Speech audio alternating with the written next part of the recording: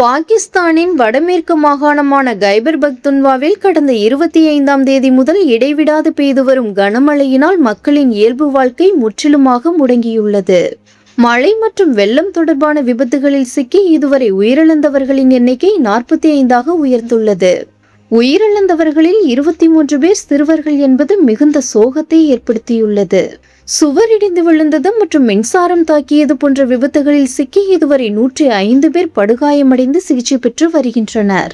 கனமழையினால் மாகாணத்தின் பல்வேறு பகுதிகளில் வீடுகள் இடிந்து விழுந்துள்ளன. சுமார் 60 வீடுகள் முற்றிலும் இடிந்து தரைமட்டமாகியுள்ளன. 382 வீடுகள் பலத்த சேதமடைந்துள்ளது. மொத்தமாக 442 வீடுகள் மழையினால் பாதிக்கப்பட்டுள்ளதாக பேரிடர் மேலாண்மை துறை அதிகாரிகள் தெரிவித்துள்ளனர். பாதிக்கப்பட்ட பகுதிகளில் மீட்பு பணிகள் தீவிரமாக நடைபெற்று வருகிறது. மழையினால் வீடுகளை இழந்தவர்களுக்கு தற்காலிக முகாம்கள் அமைக்கப்பட்டு உணவு மற்றும் மருத்துவ உதவிகள் வழங்கப்பட்டு வருகின்றன.